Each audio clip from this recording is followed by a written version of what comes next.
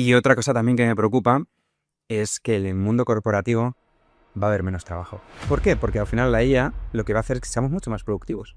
Mucho, infinitamente más productivos. Tú, como trabajador en una empresa, vas a producir como 20. Entonces no vas a necesitar 19 personas. Entonces sí que se va a disminuir, no creo tan apocalíptico como otras personas dicen, pero sí que realmente se va a reducir el trabajo en el mundo corporativo. Si tú estás teletrabajando es mucho más difícil que otras personas vean tu trabajo también. Entonces hasta para tu propia carrera, si estás siempre home office, yo he visto que mucha gente home office se queda súper estancada.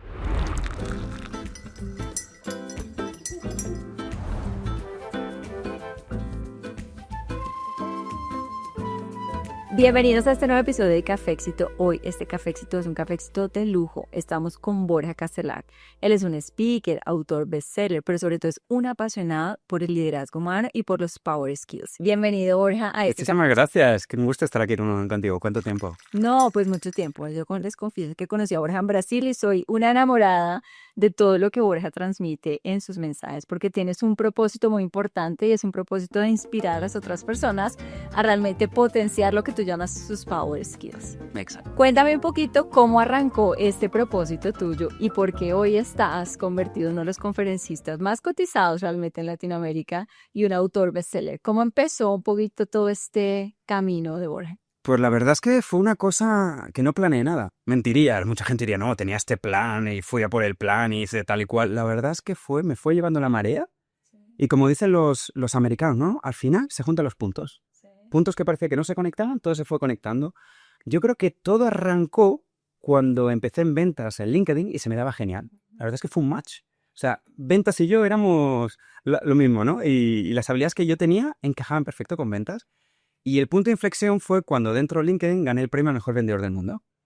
Y ahí es cuando surgió la parte de educación, porque todo el mundo te busca. Oye, enséñame cómo haces para vender tanto, ¿no? Sí. Es como ahora con las conferencias, ¿cómo haces para tener tantas conferencias? Lo mismo, ¿no? Empezaron a buscar. Y me encantó esa parte de compartir las cosas que yo hacía, ¿no? De entrenar personas. Y siempre digo que ese fue el punto de inflexión y empecé a pensar, oye, la parte de educación y de inspirar a las personas a través de la comunicación sería increíble. Pero bueno, lo piensas pero bueno, continúas en el mundo corporativo, estás en una empresa increíble como LinkedIn, vives la mar de bien.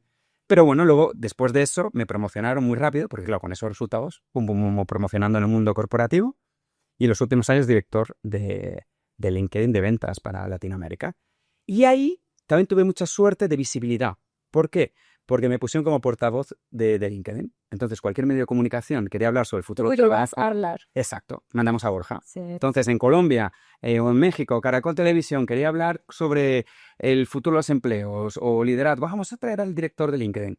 Radio. Entonces me empecé a ganar visibilidad y demanda como consecuencia de conferencias y entrenamientos en esa época, por ser portavoz, no tanto por ser director de LinkedIn, sino por ser portavoz de LinkedIn. Y ahí empecé a tener demanda y dije, oye, esto me encanta. Y yo pensaba, pero no creo que se pueda vivir de esto tampoco, ¿no? Y aparte, ya sabes, el mundo corporativo tiene buen salario, tienes tus beneficios, vives bien. Aparte, LinkedIn, yo era un enamorado, realmente. O sea, yo tardé años en tomar la decisión de irme. Yo llevaba 4 años queriendo irme. Y decía siempre, el año que viene lo dejo. Y no, y pasaba. No, y hasta que empezó a tener bastante demanda la parte de formación, de talleres, de conferencias, y uy, y tenía que decir que no, porque era conflicto de interés con LinkedIn también. Yo no podía ir dando conferencias como director de LinkedIn sobre el futuro del trabajo y además ganar por eso. Entonces me daba mucha rabia perder esas oportunidades hasta que finalmente tomé la decisión más difícil de mi carrera, porque fueron casi 10 años en LinkedIn. Siempre digo papi LinkedIn porque fue como salir de la Fue tu familia. primer trabajo, ¿verdad? No fue mi primer trabajo. Sí, trabajé varios años en una consultora en Londres. Después ya pasé a vivir a Dublín y ahí empecé mi carrera en el mundo de tecnología con LinkedIn. Pero fue casi como dejar la familia, ¿eh? Como cuando te vas de casa de tus padres. Y al final tomé la decisión y salté del mundo corporativo y hoy en día, pues, dedicarme a lo que me dedico, yo agradezco cada día. O sea, hablábamos antes de viajar mucho, pero como me gusta tanto y me da tanta energía, no importa si voy sin dormir. He ido un montón de veces a conferencias porque yo tengo un problema, no me duermo en los aviones. Hay gente que se siente y se duerme. Yo no me duermo nada. A mí también me cuesta mucho. Sí, ¿verdad? Es horrible. Es que esa por ejemplo, sería un power skill que me encantaría tener. A mí Pero también bien me lo me sabes. gusta, sí. Bueno, muchas personas de todas maneras se ayudan, ¿no? A veces tomar algo antes de entrar al avión, pero yo creo que cuesta un poquito mantener cierto ritmo de descanso cuando estás en movimiento constante. Pero entonces se puede vivir de las conferencias. Se puede vivir y se puede vivir muy bien. y mucho mejor de lo que veía en el mundo corporativo, inclusive. Pero tengo que decir que no fue fácil, porque yo ahora, en los últimos 2 años, me está yendo increíble. Pero yo cuando dejé LinkedIn, de repente a los 6 meses no tenía nada de demanda. Y dije, la he cagado. ¿Qué he hecho yéndome de LinkedIn? Sí, yo en esos momentos de duda. Sí, pero qué mucho, de esto no se puede vivir, luego voy a hacer demanda. Y estuve, yo te dije, 2 años mal, ¿eh? Mal de decir, creo que me he equivocado. Me metí un poco como consultor, como director de ventas interim en una startup, como para, obviamente, tener una renta, que se llama CoachUp, que era una startup muy interesante. Me metí como 10 meses ahí, porque no tenía demanda. Y dije, qué error he cometido, ¿no? Y había rechazado posiciones en empresas como Google, de director también. Al principio, sobre todo los primeros 6 meses, me vinieron un montón de oportunidades y diciendo, "Jo, encima me voy de LinkedIn, rechazo a Google y ahora estoy sin nada". Pero fue una construcción que llevó mucho tiempo, la verdad. Yo pensé que sería más rápido, pero luego fue un punto de... Ha sido como una cosa de inflexión. Otro. Es como el bambú, que el bambú tarda un montón en salir, pero cuando sale todo de golpe. El punto ahí y la pregunta tal vez es cómo aguantar ese proceso, porque muchas personas tal vez están así como tú en ese momento, hace años, algunos años, donde dicen, bueno, incluso yo misma, bueno, vamos a renunciar a algo, vamos a apostar por algo diferente, mi gran sueño es este, yo quiero hacer eso, tengo una gran habilidad. Pero de un momento a otro uno se empieza a dar cuenta que pues el tiempo va pasando, lo que toca es decir, cuesta tiempo porque hay que sembrar para después cosechar y la sembrada puede tardar un poquito más. Tiras de ahorros, dependiendo del momento. Entonces, ¿cómo y qué le diría a estas personas que hoy están pasando por esa etapa donde están diciendo, no, yo cometí un error, tengo que regresar a lo que me den, yo me voy a conseguir el trabajo donde me paguen, lo que sea, porque lo di? ¿Qué deberíamos hacer en ese caso? ¿Cómo planearlo mejor? Yo creo que hay que tener más paciencia. Y yo soy el primero que soy muy impaciente y quiero resultados rápidos. No tanto como las nuevas generaciones, que ya es gratificación al máximo, pero yo me saqué 6 meses trabajando muy duro, sí que tendría buenos resultados de visibilidad, por ejemplo, como speaker. Y no es así. Entonces yo diría que aceptar que es un proceso, hasta diría de años, realmente. Y si aceptas eso y lo das todo, yo creo que no hay nada que te pare. Y saber que cada vez estás más cerca. Cada mes estás más cerca del resultado final. Y cada no tenemos posibilidades de que haya un sí. Entonces, tener esa resiliencia y saber que es una cuestión de años, no de meses, como yo pensaba, te cambia. Pero claro, si piensas años y ya te entra muchísimo estrés, ahí es donde a lo mejor tienes que plantear las cosas, porque esto es una maratón realmente. No entiendo. ¿Cuáles serían como esas habilidades que necesitaría uno desarrollar si quiere dedicarse un poquito más en esta faceta que tú estás a inspirar a otras personas con su voz? ¿Cuáles son las habilidades críticas que tenemos que tener?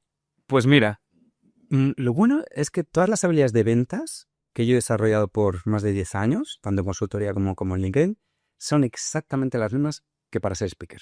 Yo diría que son casi las mismas habilidades, 90% parecidas. De comunicación, ventas, esto, comunicación. Yo en ventas habré hecho 2.000 presentaciones. Claro, ya eso son como hacer miniconferencias, 2.000 miniconferencias. Entonces, se repiten muchas habilidades. Por ejemplo, la energía, estar prospectando todo el tiempo. Tienes que estar siempre como un poco como un águila. Siempre, ¿no? Como hablábamos antes. Oye, esta persona que voy a conectar y voy a dejarle un mensaje. Tienes que estar siempre como muy atento a todo lo que está ocurriendo e ir prospectando también. Y networking. Es decir, prospectando, voy a contactar a esa persona. El LinkedIn, uy, este director podría encajarme, le dejo un like en un comentario, dejo un comentario, luego más tarde conecto y le pongo un mensaje así cariñoso, tal. Es el tener la energía para estar prospectando. La prospección como igual que en ventas.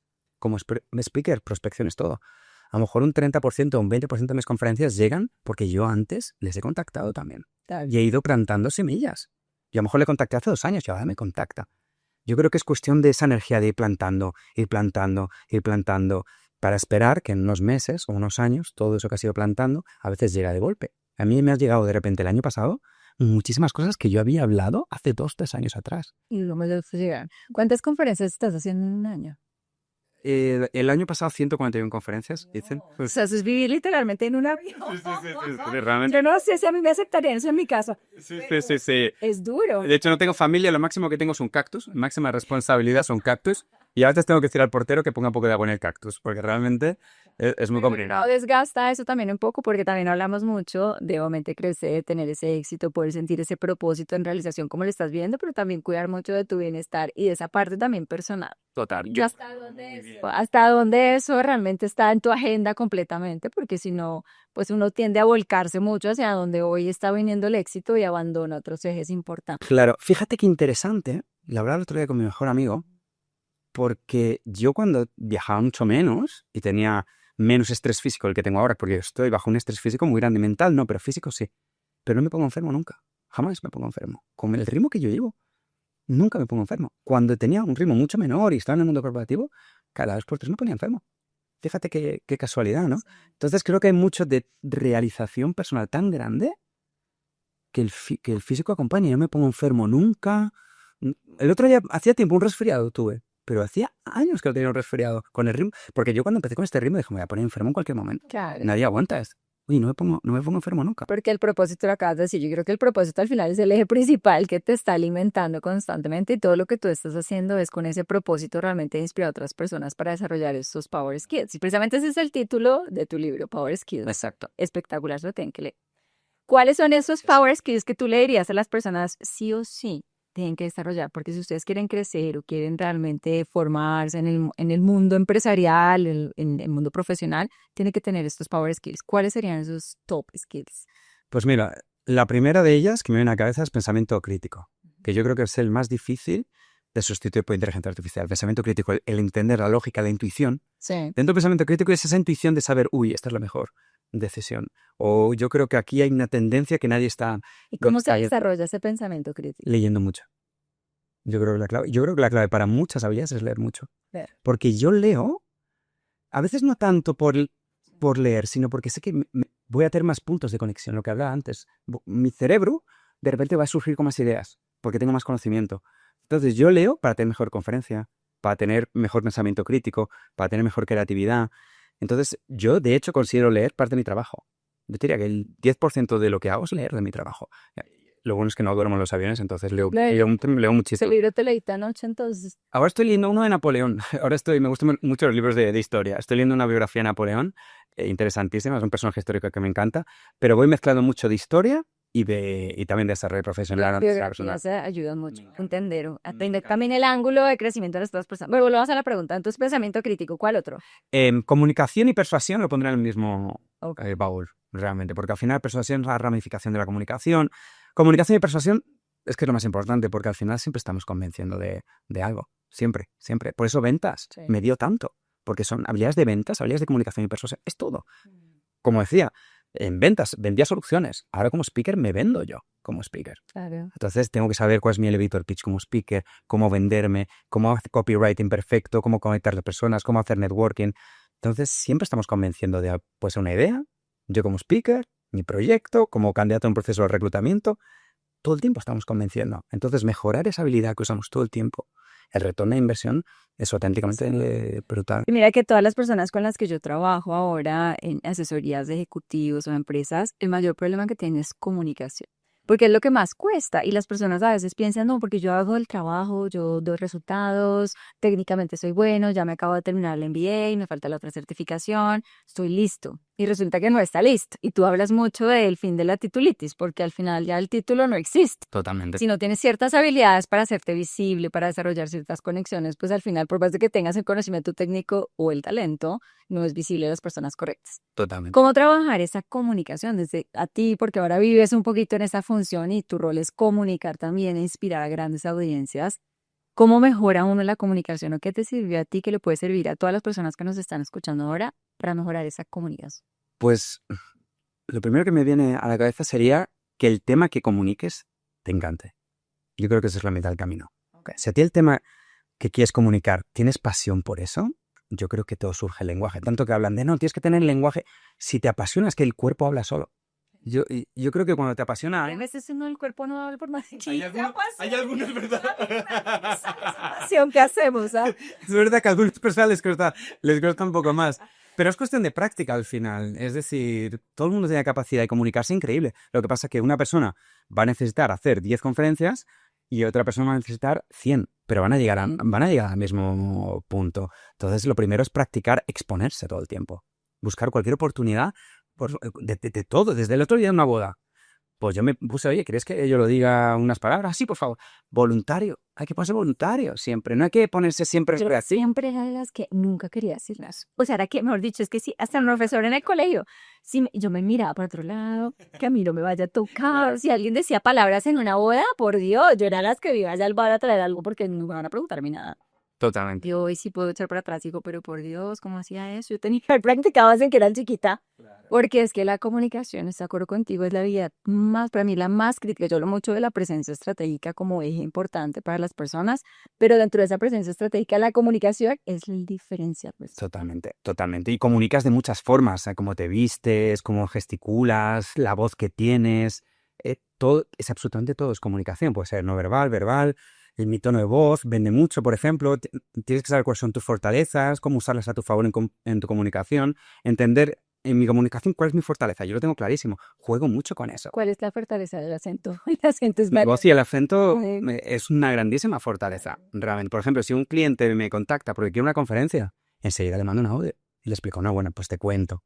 Y entonces enseguida tenemos que jugar siempre a nuestro favor y comunicaciones y todas fortaleza. y usarlas todo el tiempo. ¿Será que el acento colombiano tiene fortaleza? Claro que tiene, me encanta el acento.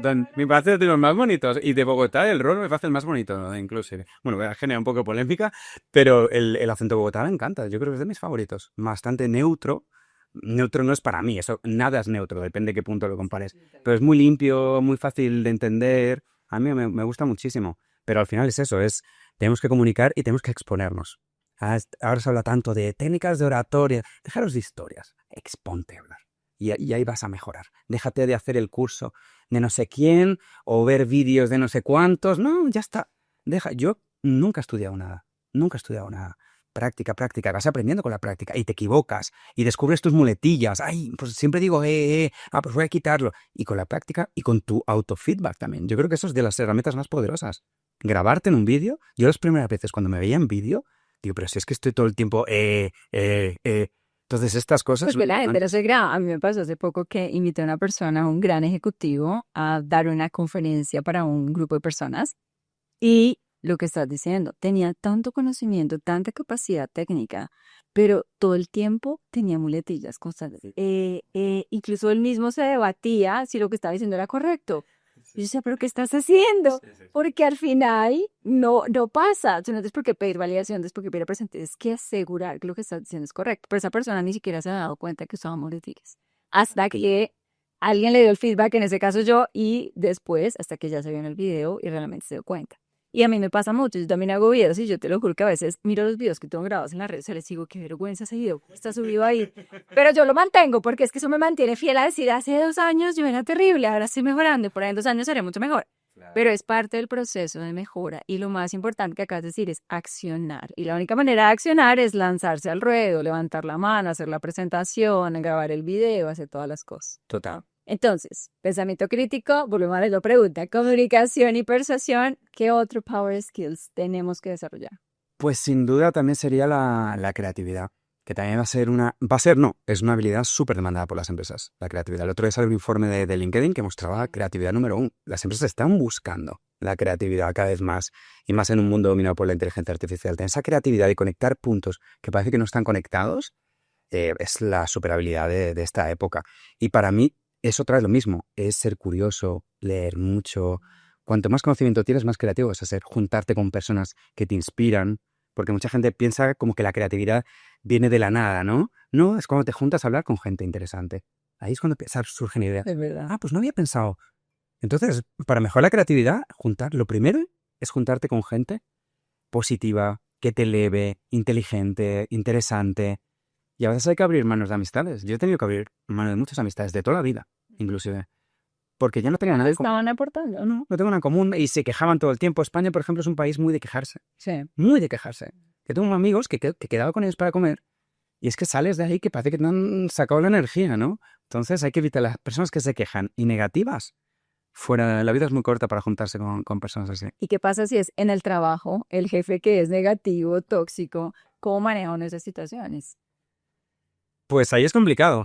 Yo siempre digo que se puede educar hacia arriba. También se puede dar feedback hacia arriba. Hay gente que tiene miedo también. Yo he dado feedback a a la gente que reportaba y a veces ha funcionado, otras veces no, pero otras veces sí que ha sido una cosa de, pues no me he dado cuenta, ¿no? Igual que las muletillas, no sabía que hacía eso, ¿no?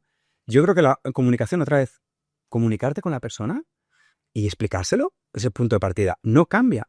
No eres un árbol, cámbiate de trabajo. No hay peor cosa que trabajar todo el tiempo o tener un jefe tóxico, con poca inteligencia emocional como se ve hoy en día, negativo, que se queje. Oye, pues ahí es el momento y la señal que él manda al universo para que nos cambiemos de trabajo. Lo que pasa es que las personas tienen mucho miedo y por eso permanecen a veces en trabajos donde no se sienten bien, no se sienten a gusto, Y súper porque entiendo. no saben también qué más hacer. Incluso yo a veces trabajo con algunas personas y esas personas, por ejemplo, se quedan sin trabajo y empieza una angustia emocional porque su único foco es volver a conseguir un trabajo parecido al que tenían antes. Y es más, buscan algo que sea ojalá igual, en el mismo estatus, con el mismo título, si no es la misma plata, pero el mismo título. Y no se abren la mente a oportunidades distintas. Y tú lo que estás diciendo es, hay muchas otras maneras. Acabas de mostrar una que perfectamente se vio muy bien de conferencias, pero hay muchas otras formas en las que una marca se puede activar y en las que reconocemos que al final no es solamente un trabajo, no es solamente un salario, la forma en que nosotros agregamos valor a otras personas. Total. Y eso tiene mucho que ver con, al final, con el ego, yo creo. El vincularte demasiado con títulos y cargos, yo creo que es un problema que tienen muchas personas. No saben quiénes son fuera del trabajo, sin ese título. Entonces, cuando pierden el trabajo, como mucha gente lo va a perder los próximos años en el mundo corporativo, es la realidad, van a entrar en una gran crisis existencial, realmente, porque han basado su identidad en el título, en el cargo, y cuando eso todo desaparece, porque todo eso es temporal, ahí vienen los grandes miedos. Pero hay que recordar que somos personas con muchísimas más facetas, muchísimas más facetas. Y yo creo que recordar eso es mitad del camino, saber que tenemos muchas facetas, muchas habilidades que podemos usar en muchas diferentes carreras que ni pensamos. Yo nunca pensé dedicarme a ser speaker. En la vida, en la vida. Y van a surgir nuevas profesiones que no tenemos ni idea. Pero tener la flexibilidad, intentar reducir ese ego para decir, oye, pues una carrera diferente. Y no apegarse tanto al título en el nuevo futuro del trabajo que tenemos por delante, donde muere el titulitis, donde muchos trabajos corporativos se van a reducir. Hay que hacer un esfuerzo por intentar encontrar, por ejemplo, pasatiempos. Muy importante, encontrar cosas que me llamen la atención, donde puedo usar habilidades. Muchas power skills se aprenden con hobbies fuera del trabajo. Entonces tenemos que esforzarnos por entender y ver nuevas facetas, nuevos dones y nuevos talentos que a veces sabemos que no sabemos que tenemos. Entonces yo empezaría por ahí. Pues desarrollar. Por eso hay que desarrollar esa marca ejecutiva porque al final eso es lo que nos permite entender dónde más podemos crear ese valor.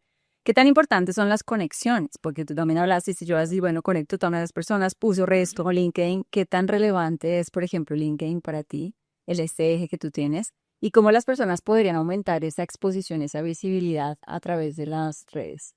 Pues otra cosa que hablo también en algunas de mis conferencias sobre marca personal es que hoy en día la inteligencia artificial nos va a sustituir en muchísimas cosas, en muchísimas habilidades incluso. Y lo único que no nos va a sustituir es nuestra historia personal, es nuestra marca personal. Es lo único que la inteligencia artificial no va a sustituir. Y por tanto es el elemento más crítico que tenemos que trabajar. Yo hoy en día, pues igual que tú, vivo de mi marca personal. Pero 100% vivo de mi marca personal. Que a mí me llegan y me han mandado un mensaje por LinkedIn o me han contactado por la página web, como ocurre mucho ahora, por email. Eso es totalmente marca personal. Y vivo gracias a eso. Y la gente tiene que ser consciente que la vida da muchas vueltas. Y la mejor inversión que pueden hacer es invertir en ellos mismos para tener plan B, C, D, E y F fuera del mundo corporativo. Y hay que empezar. Mucha gente va a mis conferencias o estudia mucho o hace cursos sobre marca personal, pero luego no toma acción. Eso también lo hablo mucho en mis conferencias. Hay que tomar acción. Lo más importante es tomar acción. Yo siempre que aprendo algo digo, ¿cómo puedo aplicar esto rápidamente? Enseguida lo que pienso es la aplicación práctica de lo que aprendo. Y eso es importantísimo. Empezar a hacer contenido en LinkedIn por lo menos una vez por semana. Es que no lleva nada de tiempo hacerlo. Porque la gente tiene miedo. O sea, es todavía un tema un poquito lo que tú acabas de decir, todavía por el ego, porque es una red muy visible profesionalmente. Tú la ves el jefe, la ves el jefe y todo el mundo opina. Muchas personas ni siquiera le dan like a otros porque simplemente no quieren exponerse a que vean que le di like a alguien. Incluso alguna vez una persona me dijo, no, es que yo le di like a un post tuyo y me llamó mi jefe. Y yo digo, ¿pero qué es esto? O sea, que están mirando si le dio like o no, ¿en qué mundo estamos viviendo? Pero ¿cómo vencer ese miedo? Porque la gente hoy podría usar la red de una manera diferente. Yo te lo juro que soy una apasionada y lo que más quiero es enseñar a las personas a usar una red como LinkedIn, pues una red súper Y poderosa. tú tienes muchísimo engagement, Carix. Y te digo, pero por Dios, aquí estás dejando una oportunidad impresionante y lo que más quiero es ayudarle a las personas a encontrar ese valor de su marca ejecutiva en una red como esta, pero a la gente le cuesta. Sí. ¿Qué hacer? Pues mira, lo primero todo es no sentir miedo al ridículo, que yo creo que mucha gente tiene ese miedo, de qué pensarán los demás. Y yo mismo, yo cuando empecé a hacer contenidos y empecé a hacer vídeos al principio, me decían, mira, el que va de influencer. Ay, yo sé, ay, pero a lo que cobra el influencer ahora. Cuando empecé, claro, pero mucha gente desistiría. Cuando le dicen eso, desistiría, y no, que estoy haciendo el ridículo. Pues la gente se va a reír. Hay mucha gente que se ríe. Cuando yo empecé, te aseguro, y eso sirve para que todo el mundo lo sepa, mucha gente se rió de mí. Dijo, ay, ya va el influencer, cuando trabajaba en LinkedIn, ya va de influencer haciendo contenido, vídeos, y yo muchas veces dije, a lo mejor está haciendo un poco el ridículo, pero que ven, que hay que hacerlo igual, hay que romper esa barrera del qué pensarán los demás. Sí. Yo creo que esa es la principal barrera. Luego sería el síndrome del impostor, yo creo, sí. O sea, la primera es el qué pensan los demás, y luego... ¿Y por qué me escucharían a mí? Exacto.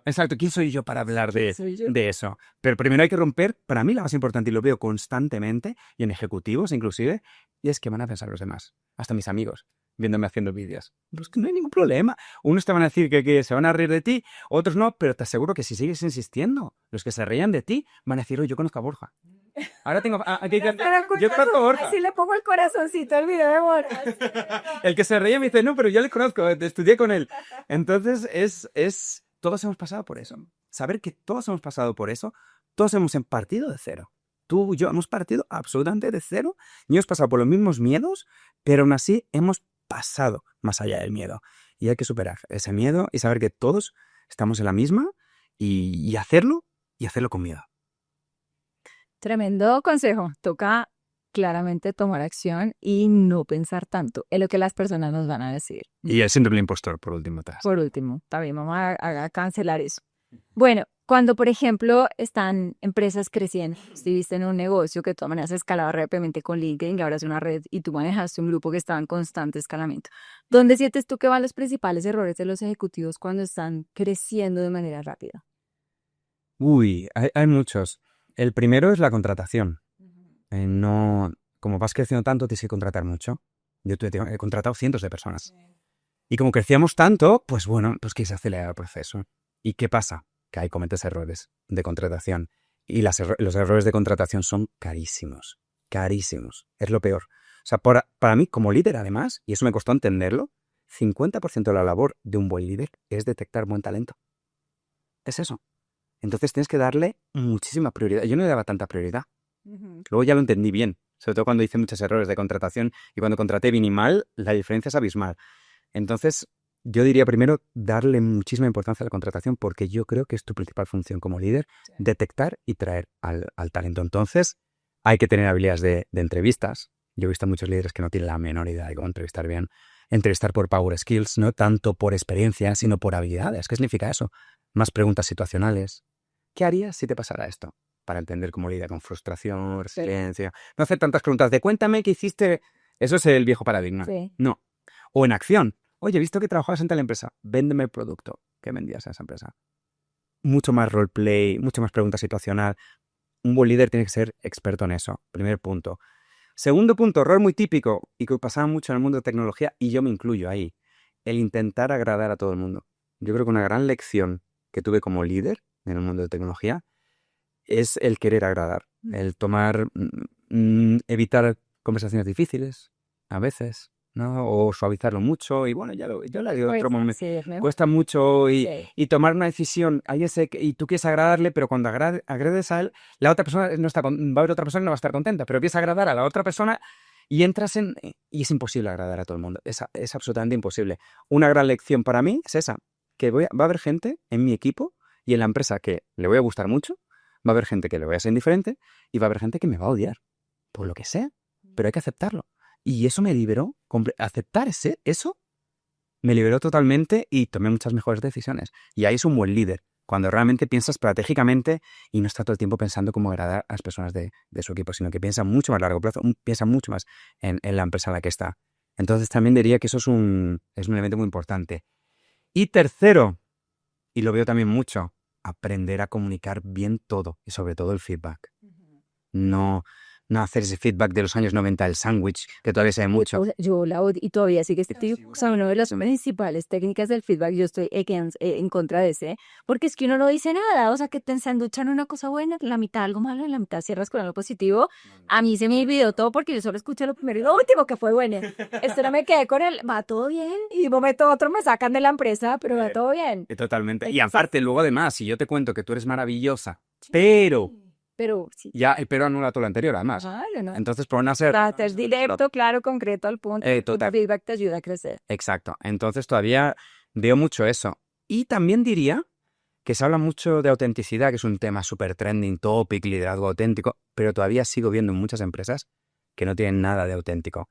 Yo también mandaría un mensaje a los líderes que sean vulnerables, que cuando no sepan la respuesta, no sé la respuesta, no te la inventes. No sé cuántas veces he visto gente inventándose la respuesta para quedar bien.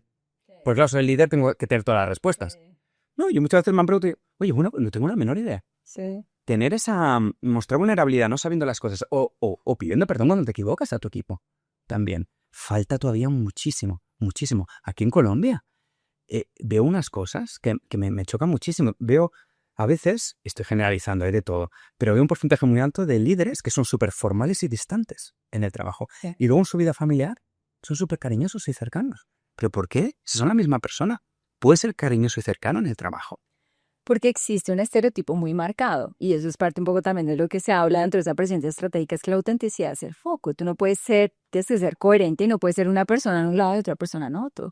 Pero muchas personas, y eso es muy asociado también, por ejemplo, en las mujeres, que sienten que tienen que caracterizarse de alguna manera y parecer mucho más fuertes, hablar más duro y ser más para ganar más respeto. Pero al final tienen un corazoncito gigante y eso es lo que son en su casa o en sus relaciones personales. Y al final es no. ¿Qué pasaría si ese corazoncito gigante va a todo lado? Porque la conexión es diferente, porque esa vulnerabilidad que tú hablas y esa autenticidad es lo que realmente genera el engagement en las personas. Y las personas quieren trabajar con personas que son humanas, auténticas, que saben decir no sé. Pero les cuesta mucho porque hay un ego muy fuerte todavía en los líderes para aceptar o reconocer. Y en ese sentido me ha surgido una pregunta para ti, incluso. Es un tema, hablando de ser humano, ¿Cuál será? ¿crees que puedes ser amigo de las personas de tu equipo? Yo siempre he sido muy franca en eso, ¿no?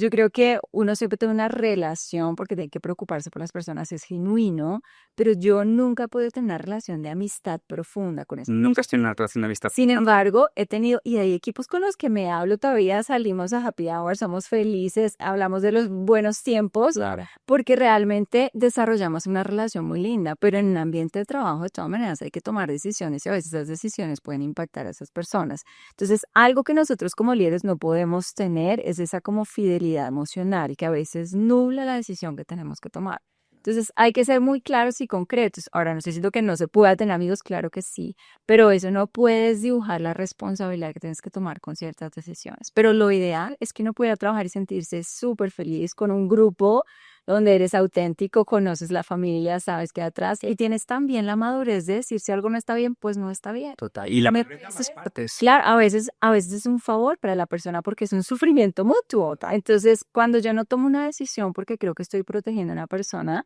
estoy de pronto haciéndole un daño a esa persona porque esa persona no está en el lugar correcto, esa persona también está sufriendo. Pero a veces no tenemos como la valentía, se llama eso, un poquito de tomar esa decisión. Hablas mucho del futuro del trabajo y cómo inteligencia artificial nos dices va a reemplazar un montón de cosas, excepto la conexión.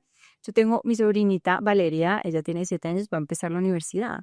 Y estábamos hablando recientemente de esa conversación, decir, ¿y qué es lo que realmente en el futuro va a demandarse? Porque yo se va a estudiar algo que me va a dar después o no. Yo dije, no sé cómo responder a esa pregunta, pero tengo a Borja sola por el lado. ¿Qué ves tú? ¿Cómo prepararse realmente para esos cambios que van a existir en unos 10 años, en 15 años?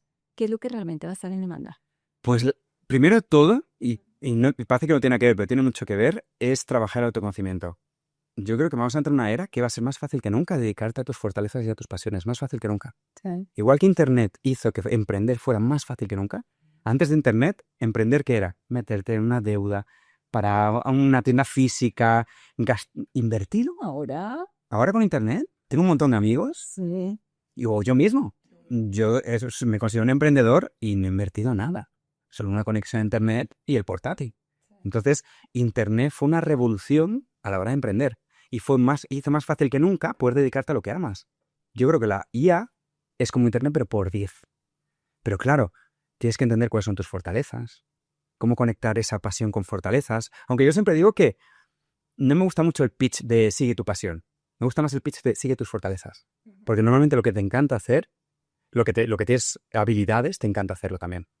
Entonces, le diría, invierte en autoconocimiento, en qué eres bueno, qué habilidades humanas, qué power skills son más destacadas. En tía, pues se me da muy bien pensamiento crítico, o colaborar, o planear, ¿no? Pero ahora los jóvenes no quieren llegar a ser gerentes ni directores, ¿ah? Por ejemplo, hablando también de mis oportunidades, pues no, o sea, yo estoy haciendo mi book para ser influencer, yo decía, no, pues qué cool, hazlo en paralelo a otra cosa, pero cómo manejar también un poquito ese cambio generacional, porque los que hoy están dirigiendo compañías están también teniendo dentro de sus mismos equipos todas estas diferentes rangos de edad con diferentes perspectivas y objetivos de vida. ¿Qué es lo que realmente ese grupo más joven está buscando y cómo los líderes tenemos que acompañar ese mismo desarrollo? Claro. Estas nuevas generaciones vienen de la parte de gratificación instantánea, digamos, ¿no? Entonces, como líder y liderando esas personas, hay que dar más que nunca oportunidades de crecimiento y estar aprendiendo todo el tiempo. Sí, hay que estar, por ejemplo, antes se pensaba mucho, no, pues hay que promocionarlo rápido. No puedes promocionar a todo el mundo rápido, pero cámbiales de departamento. Por ejemplo, pues están en finanzas o empieza en finanzas. Como interim, oye, pues mueve las recursos humanos o mueve las ventas. Yo creo que las empresas tienen que ser mucho más flexibles de poder ir cambiando todo el mundo. Porque no es fácil. Tu historia es así, ¿no? Tú empezaste en recursos humanos y tú pasaste a ventas, pero esa historia no es tan común. Para nada. Porque tú entras y como que quedaste ya ahí. Sí. Hace poco hablaba con una persona que trabajaba en el área de supply chain y dijo, es que yo ya estoy en supply chain y ya aquí no sé. Encasíllame, exacto. Estoy encasillada y nadie me da la oportunidad de ir a donde yo quiero, que me encanta el marketing y quiero hacer otra cosa y no lo conseguí. Claro. Esto, lo hablé el otro día con un líder en México. Eso tiene que cambiar en el liderazgo de las empresas, precisamente. Tienen que incentivar programas de movilidad y de ir rotando. Porque, de hecho, el personal del futuro es súper generalista. No es especialista. Y las nuevas generaciones quieren emprender. Genial, van a pasar por el mundo corporativo, van a aprender de un montón de departamentos y luego van a poder emprender. Pero tienes que exponerlos a diferentes departamentos. Entonces, tiene que haber un cambio de mentalidad gigante en las empresas de no decir, estos son mis pollitos en mi área. No. Esos pollitos hay que moverlos a diferentes áreas y que se emprendan de aquí, que aprendan de aquí, porque el futuro está ahí y vas a mejorar muchísimo la retención. Cuando le vas cambiando a la persona y vas aprendiendo nuevas habilidades, va aprendiendo mucho. Luego también funciona muy bien el mentoring cruzado. Yo lo hacía mucho en LinkedIn, pues poner a gente de generación X con una generación Z. Ya son las generaciones más arriba, uno aprende un montón, generación X, yo ya ni sé cuál ya mencionar para el soy.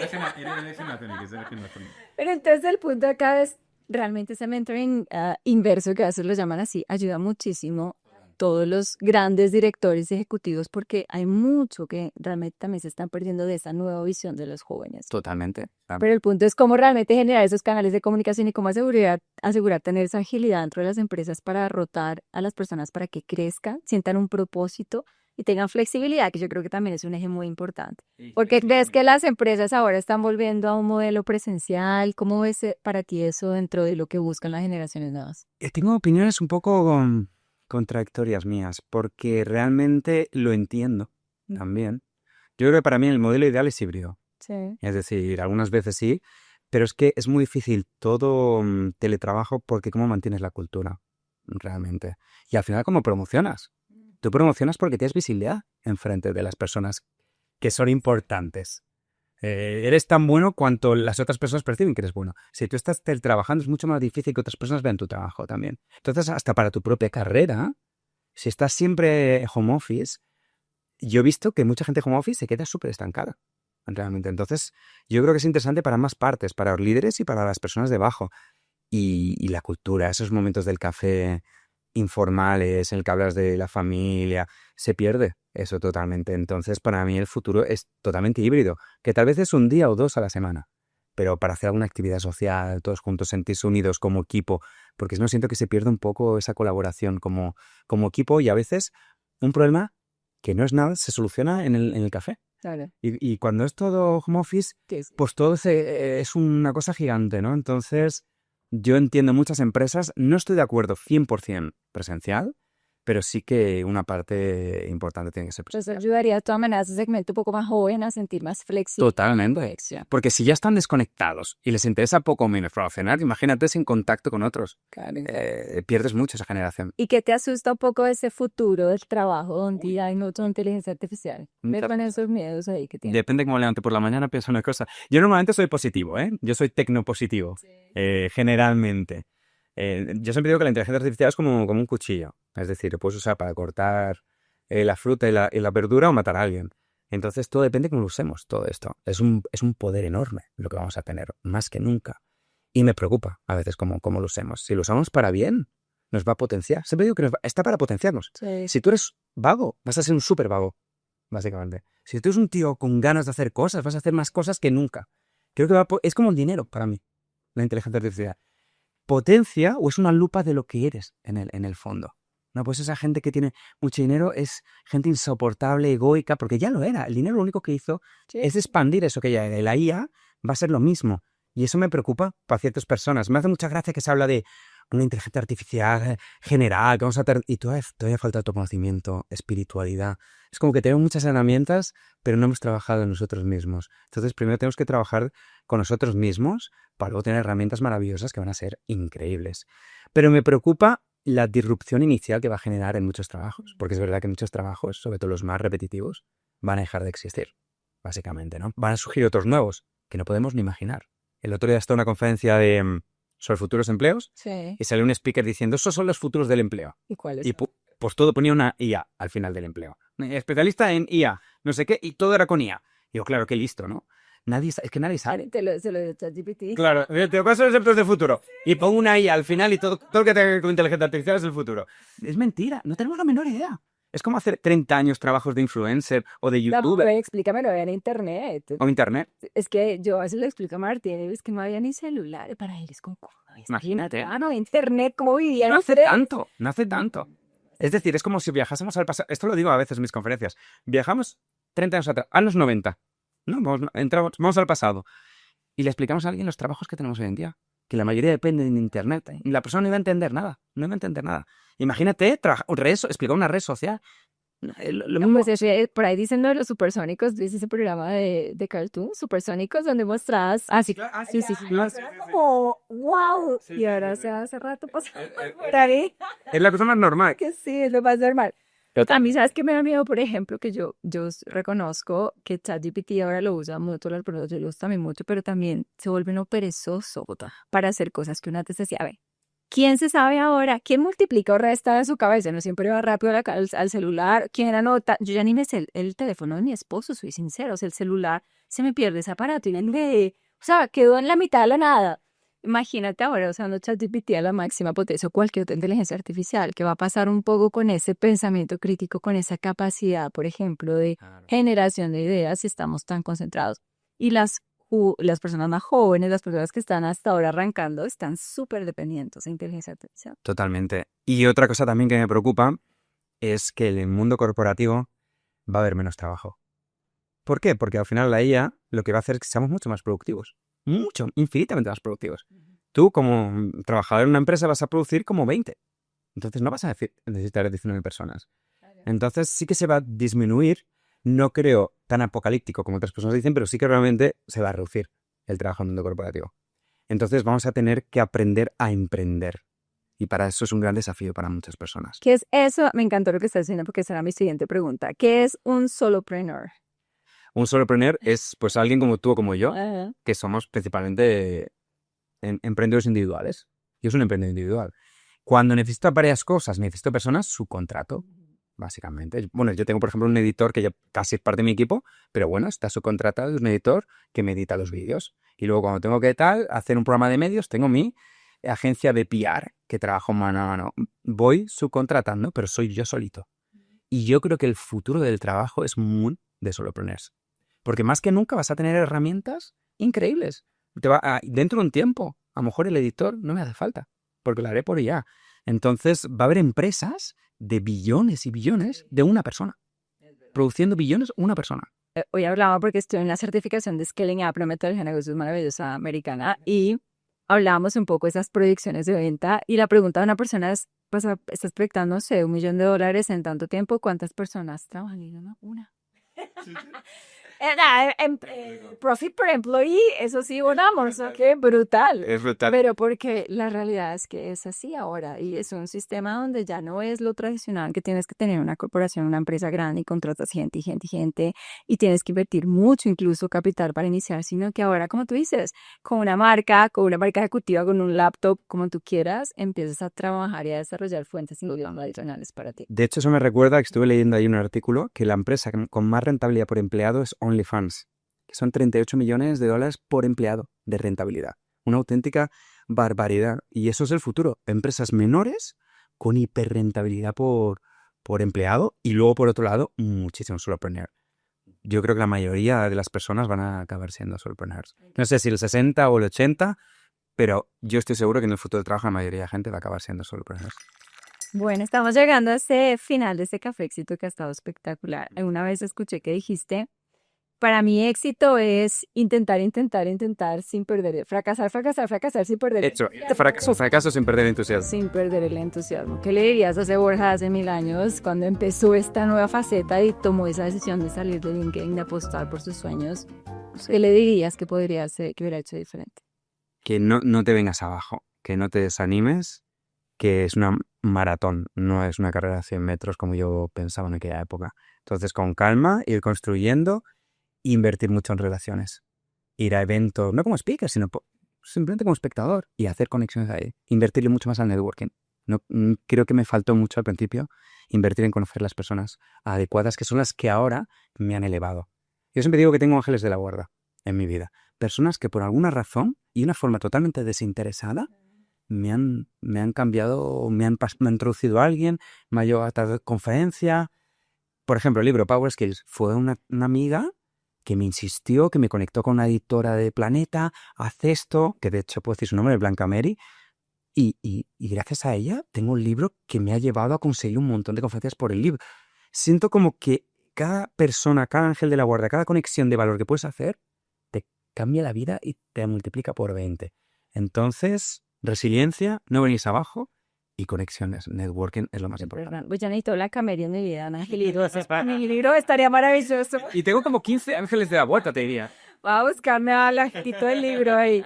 Pero yo creo que, bueno, primero he disfrutado un montón. O sea, que esos gustos, siempre hablar contigo, aprendo mucho de ti. Yo también. Es una persona que inspira mucho. Y yo creo que lo más importante es que tiene un gran propósito de ayudar a las personas a encontrar esos power skills, a encontrar esa fuerza interna y a poner foco un poco en su propio desarrollo con mucha claridad de lo que tienen que hacer. Así que te agradezco un montón. No, gracias a ti. Yo aprendo también muchísimo. Muchas gracias por la invitación. No, estuvo buenísimo este café éxito.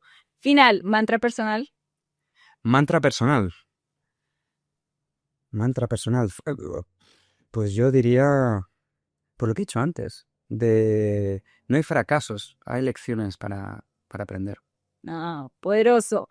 Bueno, entonces ustedes ya saben, si les gustó este café éxito, suscríbanse al canal, comenten ahí qué fue la parte que más les gustó, ya saben, conecten a Borja o conéctenme a mí, que estamos aquí para ayudarlos a todos a crecer y a brillar profesionalmente. Nos vemos en el próximo episodio de Café Éxito. Chao, chao.